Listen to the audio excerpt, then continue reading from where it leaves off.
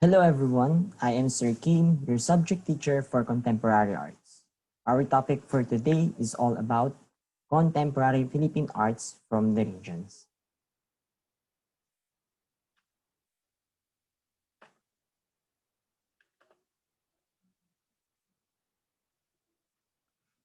Integrative arts as applied to contemporary arts. Art plays a significant part in the rich cultural identity of the Philippines. It means the art can picturize the people and the whole country dahil sa arts na bibigyan ng pagkakilala ang mga tao, gawi, sa kilos, sa katangian at higit sa lahat sa angking husay nito.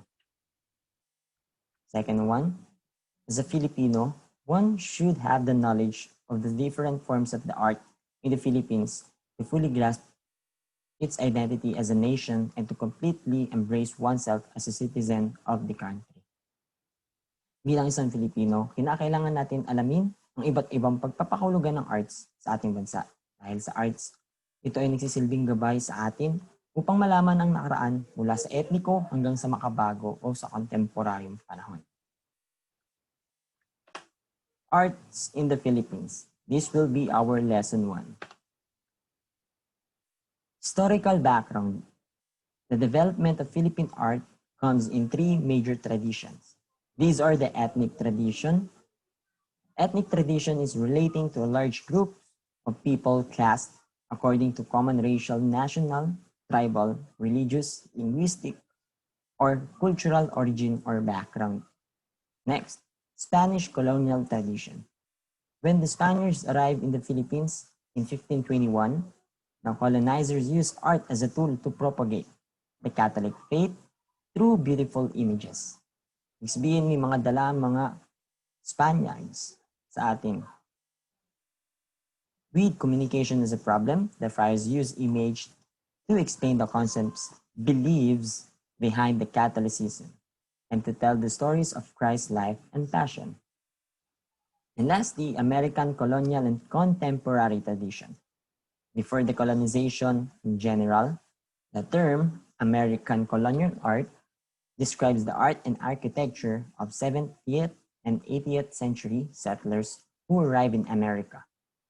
It was so Eurocentric that it had no contact with the tribal art traditions of American Indian art. It means walang contact sa old one.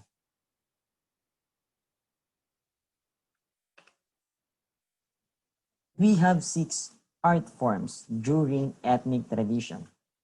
Our first one will be dance. The dances in the country during the pre-colonial times vary depending on the area where ancestors thrived. It means in ethnic tradition, the form of dances is like imitation of movement of a certain animals or nature. Sabihin, yung ginagawa ng mga tao noon para sa dance na yun, yung arts na dance na yun, ay sumasayaw sila sa pamamagitan ng paggaya ng mga ibon, ng mga hayop, at ng mga halaman o puno sa natures. Second, visual arts. Pottery, weaving, wood carving, and metal crafting were dominant during the pre-colonial period. These are the examples of visual arts of ethnic tradition. Ito yung ginagamit nila. Ito yung ginagawa nila sa panahon na iyon. It serves as their source of income. All of the materials are raw. Ibig sabihin, nakuha sa paligid na nagagawa yung mga pinanggalingan nito ay mula sa ating nature. Next, our third is architecture. The early Filipinos used local materials such as anahaw, bamboo, kogon, cane, rattan, and other light materials in constructing structures. Ibig sabihin, in ethnic tradition, they are also using raw. Ito daw yung mga bagay na ginagamit ng mga ethnic noon. Ito rin yung paraan nila para mapaganda yung bahay noon sa mga pamamagitan ng bagay sa paligid. Next, folk literature. In ethnic literature, verbalize their own experience so that we have our myths or legends. Dito pa lang may kita natin na siya nagpapakita ng kagandaang asal, yung mga myths na gawa ng literature noon. Meron din tayong pinagmulan o pinanggaligan katulad ng legends or Iba pa, alamat, folklores. The fifth one,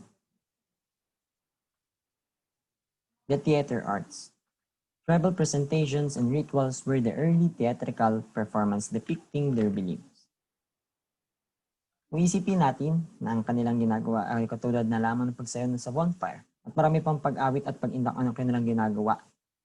Ito ay isang paraan nila ng kanilang theater arts. They are also doing these things for their beliefs and religions. Yun yung pinapaniwalaan. Halimbawa, kung ang apoy, pinapaniwalaan na ito yung source ng kanilang kabuhayan o source ng kanilang buhay. Gagawa nila ito ng sayaw.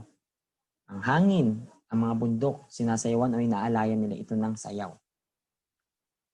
The last one is music. Our ancestors also believe or have their indigenous musical instruments like the bamboo flutes and brass gongs. Yun nga, sa ating ethnic music, they are also using raw materials to create sounds or music. They also use this for their rituals and beliefs. Siyempre, hindi naman sila makakasayaw kung walang awitin o tugtugin.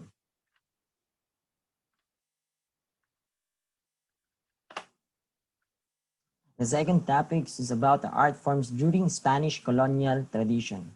It consists also 6 parts. The first one will be literature. The literary works could be classified into religious and secular prose and poetry.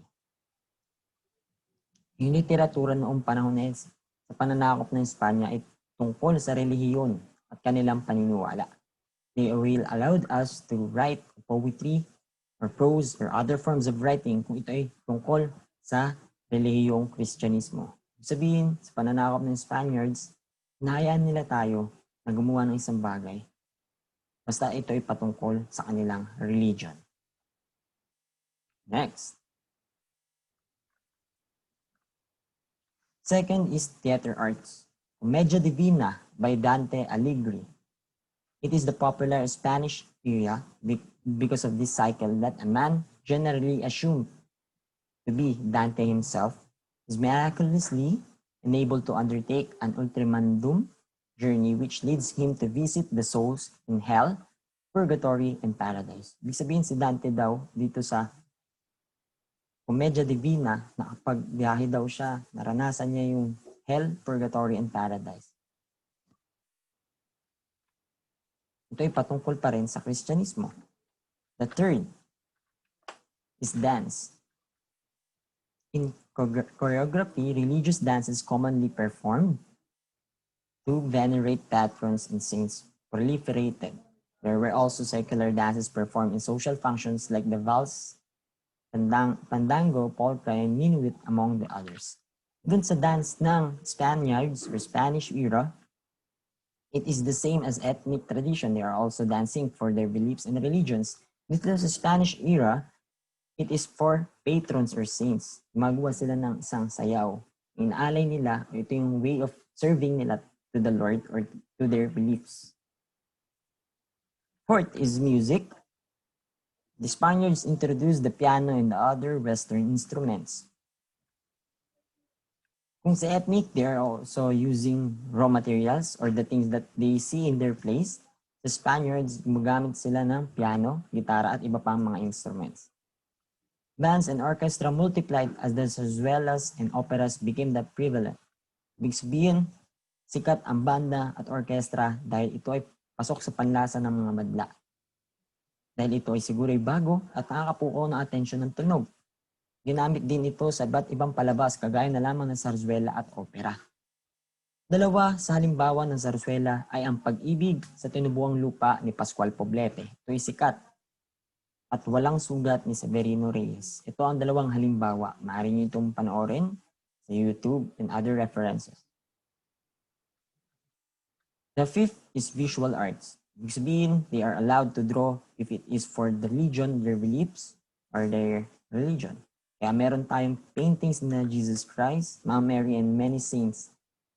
Nahayaan yung mga painters na gumawa ng paintings regarding sa kanilang religions, mga tao behind those beliefs nila.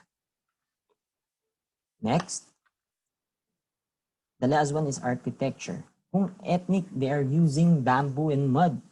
Here in the Spanish era, they are using stones and bricks for the constructions of buildings, churches, and houses. Also, they are using woods and metals for decorative purposes. Ibig sabihin, itong Spaniards era, ibig sabihin, ang ginagamit nila daw ay hindi raw materials. They are using stones and bricks. Kaya katulad sa panahon ngayon, they are using stones and bricks. But also, despite of the strong influence of the Spaniards, the art in the country did not result in a pure Western art but a mix of Western and indigenous art. Tulad sa mga bahay natin ngayon, kung napapansin natin sa iba't ibang bahay, merong gawa sa kahoy, combination ng kahoy sa bato, bakal sa bato, at kahoy sa bakal. Next. The next topic is innovation of arts during American colonial and contemporary tradition. Pagkatapos ng mahabang panahon sa pananakop ng Espanya, maraming nagbago sa takbo ng politika, ekonomiya at edukasyon para sa arts. May mga Pilipino na pumunta ng ibang bansa under the tutelage of guardianship na tinatawag ng mga Amerikanong nagtuturo.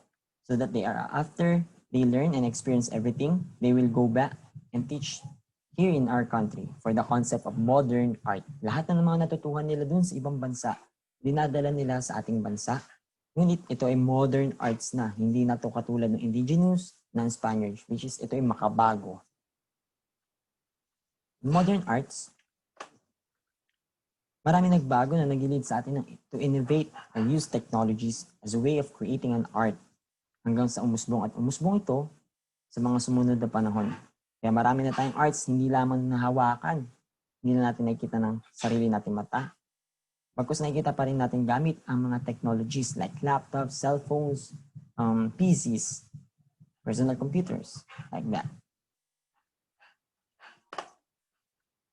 Modern art refers to the practice of art in 1860s to 1960s. Ito daw yung modern art. Yung era ng modern art is from 1860s to 1960s.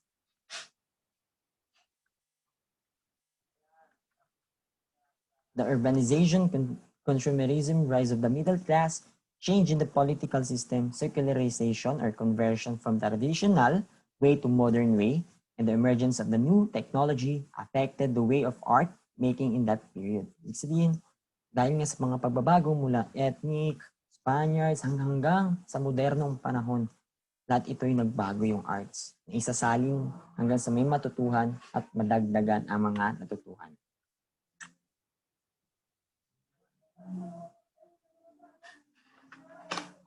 Contemporary art refers to the recent and current practice of art ranging from the 1970s up to the present.